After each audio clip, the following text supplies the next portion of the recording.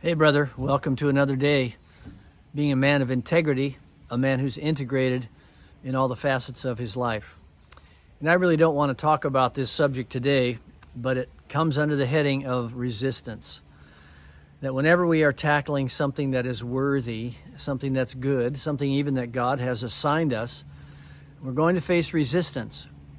And today we come to this little verse in chapter 2 of Nehemiah, where Nehemiah just begins to enter the city, and a man named Sanballat is displeased.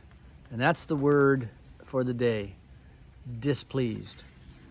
And I have to admit that there have been so many things in my life, from being a husband to a parent to a pastor to a leader, where I have hesitated and sometimes have not followed through simply because somebody would be displeased.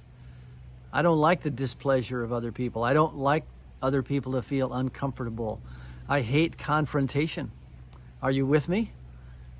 But so many things need to be done, and I have learned, I think I am learning, that displeasure on the part of someone else should not be enough resistance to stop me from doing something that is needful and that is good and that God has asked me to do. And here we have Nehemiah. We're going to hear more about Sanballat later when he actually comes against him with armies and armed resistance. But here he's simply displeased and begins to rumble and grumble against Nehemiah. But Nehemiah pays no attention to him because he's on to something noble. So I heard this phrase one time, and I'm going to pass it on to you. And the phrase goes like this: the size of your commitment is whatever it takes to stop you. The size of your commitment is whatever it takes to stop you. Do you have a child that you're so afraid of their displeasure that you stop discipline, you stop coaching, you stop saying no, or you stop saying yes?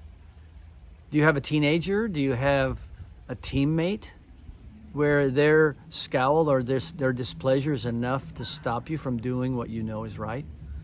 Well, how about your wife? Is the displeasure of your wife enough to stop you from entering in to deepening your relationship or asking a critical question or getting involved in something deeper?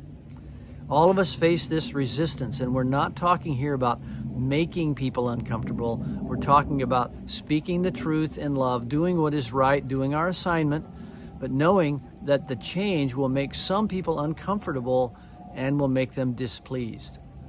Are you willing to fight through the resistance you have to someone else's displeasure, to do what is right, to explain it as much as you can, to work toward the things that are noble and good, but despite their displeasure, you are going to do it because God has assigned this to you? It's a hard thing, and we face it every day. I face it every day.